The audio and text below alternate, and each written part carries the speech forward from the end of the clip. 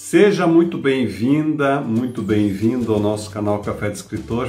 É sempre ótimo estar aqui com você, falar sobre assuntos sobre escrita, literatura, leitura, escritores e tanta coisa a mais que a gente tem abordado aqui no canal ao longo desses anos.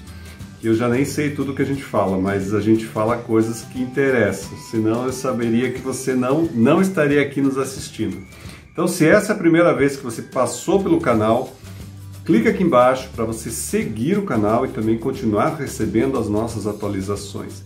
Você que já nos segue há algum tempo, muito obrigado por estar com a gente.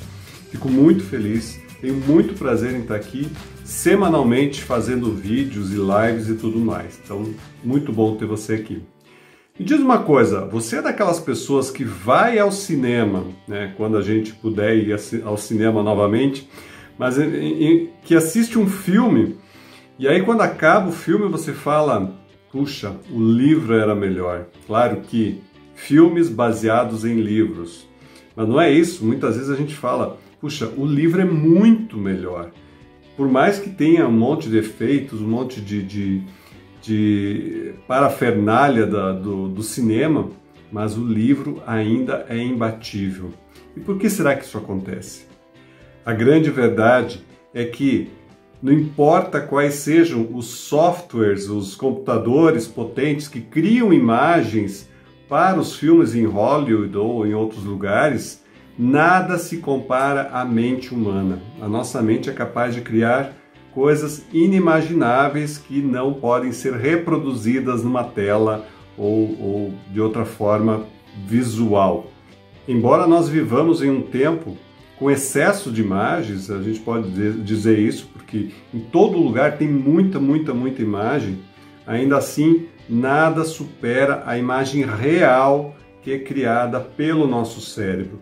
Porque não é somente essa imagem passiva que a gente passa o olho e absorve essa luz, essa informação, essa narrativa visual por uma imagem que passa na nossa frente. A imagem real, ela é formada no nosso cérebro e ela leva em consideração muitas outras coisas, não somente o visual. A imagem do nosso cérebro, ela leva em consideração os pensamentos, os sentimentos, os cheiros, né? Todos os nossos sentidos. Então tudo isso forma essa imagem mental que é tão poderosa. E este é um grande desafio para todos nós escritores. Como fazer com que o leitor consiga criar em sua mente esse grande teatro mental? Como fazer? Né? Quais são as melhores práticas para que isso aconteça? Então, eu separei 3 dicas aqui que eu acho bem importantes para você pensar a respeito. Não são dicas que vão dizer faça desse jeito, faça daquele jeito. Vão ser dicas que vão te mostrar como as coisas funcionam, como as pessoas funcionam, e talvez assim você possa decidir por você mesmo como fazer, como melhorar essa escrita em relação às imagens. E eu tenho quase certeza que a maioria das pessoas nunca pensou a respeito disso, das imagens que se criam quando a gente escreve, né? Para nós, as imagens geralmente estão atreladas ao visual, mas as imagens que a gente cria com a nossa escrita são muito poderosas e por isso que eu separei esse assunto. Então vamos lá. Quais são as 3 dicas para que você consiga fazer com que o seu leitor crie esse teatro na mente dele? Então a primeira coisa é: não encha o seu leitor de descrições. Eu sei, a ansiedade do autor que quer informar, que quer dizer tudo, que quer mostrar para o seu leitor exatamente o que ele pensou. Então ele começa a colocar informações, começa a colocar descrições, começa a colocar detalhes e mais detalhes para que o leitor pense exatamente ou enxergue nas imagens exatamente o que o autor pensou. E eu vejo autores fazendo isso o tempo todo. Sabe, eles não querem que fique dúvida para o leitor. E, gente, não precisa fazer isso. Mesmo na trama, quando você cria uma trama e quer explicar tudo, todos os acontecimentos, você, na verdade, está tirando a oportunidade do teu leitor de criar não somente as imagens, que é o que a gente está falando nesse assunto hoje, mas também criar as possibilidades de preencher as lacunas que você deixa na narrativa. E esse preencher as lacunas não é uma coisa ruim, pelo contrário, é através disso que o teu leitor vai construir não somente as imagens, mas o enredo inteiro, a história toda, vai construir personagens, vai construir cenários e tudo o que for preciso para que ele entenda a história.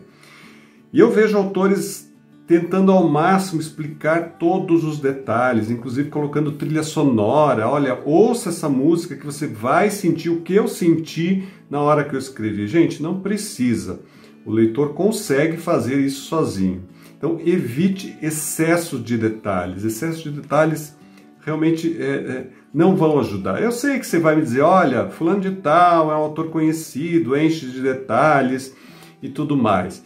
Tem pessoas, sim, que conseguem prender a atenção do seu leitor com grandes descrições. Mas isso é uma coisa que leva tempo para conseguir. É aquele livro que você não consegue largar, por mais informações que tenha, você não consegue largar porque ele te atrai de todos os jeitos. Mas o autor iniciante muitas vezes peca justamente pelo excesso.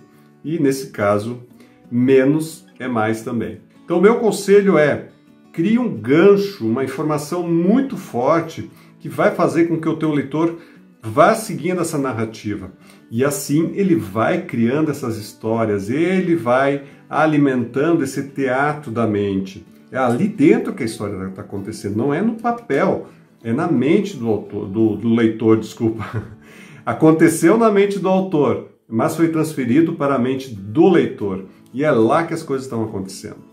E a segunda dica é: deixe que o leitor pense por si mesmo. É uma continuação da primeira.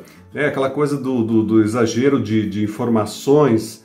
É a mesma coisa. Não exagere. Não pense que o seu leitor não consegue dar conta desse assunto. À primeira vista, parece que se você ajuda o teu leitor o tempo todo, isso parece ser uma coisa boa, mas na verdade é uma coisa ruim. Porque o que acontece é que se o autor for bem sucedido, ele vai conseguir destruir a imaginação do leitor. E isso é uma coisa que não pode acontecer. Você não pode dar tantos detalhes e tanta informação e querer que ele enxergue pelos seus olhos a ponto dele não enxergar pelos deles. É como se você transformasse o seu texto em prosa em uma história em quadrinhos, né? Tudo está lá, tudo já está previamente desenhado, mostrado e tudo mais. Então, num texto em prosa, que é o que nós estamos comentando aqui, isso não pode acontecer. Você precisa deixar com que o leitor tome as suas próprias decisões e ele enxergue da maneira que ele quer enxergar. O grande escritor Stephen King, no livro dele sobre escrita, diz o seguinte: escreva com a porta fechada e reescreva com a porta aberta. O que isso quer dizer? Enquanto o texto está com você, escritor, o texto é seu, você faz da maneira que você quiser. Mas a partir do momento que você passa para o leitor, o texto não é mais seu, o texto é dele. Ele faz com o texto o que ele quiser. Ele imagina sobre essa narrativa o que ele quiser. O autor não tem mais poder. Acabou. A sua chance era enquanto você escrevia. Depois que você lançou o livro, depois que você deu na mão dos seus leitores, o livro é deles. E são eles que vão fazer todas essas construções, de uma forma alheia ao autor. A dica número 3, nunca subestime um leitor. Você não sabe do que ela é capaz. Não sei se você já viu leitores que criam uma base de fãs tão grandes de algum livro. A gente sabe desses livros que viram filme e tudo mais, que tem muito fã, que eles praticamente reescrevem a história. Eles escrevem o capítulo que faltou, eles reescrevem o volume que faltou e assim por diante. Então, os leitores, eles têm uma força muito grande. Então, nunca subestime, nunca pense que eles não vão perceber, que eles não vão encontrar, que eles vão minuciosamente encontrando as coisas.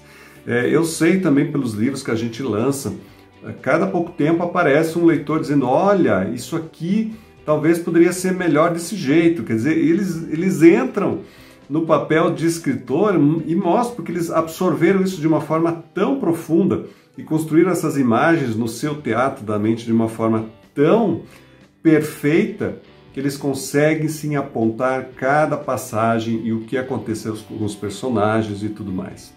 Então, você não deve ditar o que o leitor precisa ver. Você tem que fazer a sua escrita, você tem que criar a sua narrativa e permitir que o seu leitor veja com os olhos dele, não com os seus. Mas, de modo geral, eu acho tudo isso maravilhoso, você poder fazer todo esse processo somente com palavras. As palavras, elas são... dizer que palavras têm poder já é chovendo molhado, mas as palavras realmente conseguem levar, transportar o teu leitor para um outro mundo de uma forma assim impressionante. E isso faz parte do amadurecimento do escritor. É perceber que o seu leitor é seu parceiro, é aquele que anda junto, que ele participa à sua maneira, claro, da sua obra. E talvez totalmente diferente da maneira que você escreveu, mas ele participa na sua construção, no seu teatro mental, da sua maneira, da sua obra, e isso é fantástico, eu acho que é o casamento perfeito. E para terminar essa história do teatro da mente, eu quero ilustrar com uma pequena história que eu li esses dias. Era sobre uma mulher que ela foi para a casa dos pais e ela encontrou um livro que ela gostava muito, muito, muito, muito de quando ela era criança. E ela começou a folhear esse livro porque ela tinha memórias vívidas das ilustrações em cores, as ilustrações eram tão lindas e tudo mais. E ela começou a folhear esse livro e começou a perceber que o livro não tinha ilustrações. O livro era em preto e branco e só tinha texto, não tinha ilustração nenhuma. Todas as ilustrações tinham sido criadas na mente daquela criança e eram tão vívidas, eram tão bonitas, eram tão acolhedoras que ela levou isso para a vida inteira, achando que ela tinha enxergado imagens naquele livro que não tinha imagem nenhuma. Vejam a força do nosso cérebro. Assim, o cérebro, para mim, é um assunto que é inesgotável. Que como a gente escreve, a gente faz tanta outra coisa, o nosso cérebro pode nos dar muito, e já nos dá muito, mas ele pode nos dar muito mais. Se a gente compreender um pouquinho dessa dinâmica de como ele funciona e o que pode nos dar e entregar para outras pessoas também com aquilo que a gente faz. Eu acho que essa é a graça de tudo, você poder criar, fazer uma criação sua, colocar para o mundo e isso ter diversas versões que não são a sua. Quer dizer, você permitir que as pessoas criem o seu teatro da mente da forma que elas quiserem. E como na história daquela mulher que descobriu o livro em preto e branco achando que tinha ilustrações, eu tenho certeza que muitos e muitos autores vão ver coisas nos seus livros que você não imaginou que isso era possível, que isso estava lá dentro. Puxa, mas eu não escrevi isso. Pois é, mas eu vi. E isso é uma maravilha. Então, não desista, persista, melhore, estude, aprenda, pratique.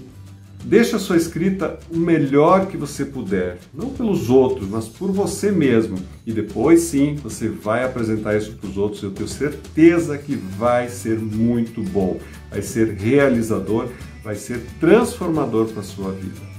Gente, muito bom falar sobre esse assunto, é um assunto que até me emociona, né? Eu fico arrepiado em falar de coisas assim, mas é um prazer falar isso para vocês. E eu espero que vocês tenham gostado desse vídeo. E deixe os seus comentários, compartilhem. Se você ainda não assina o canal, clica aqui embaixo. Eu te aguardo no próximo vídeo aqui no canal Café do Escritor. Um grande abraço, até mais.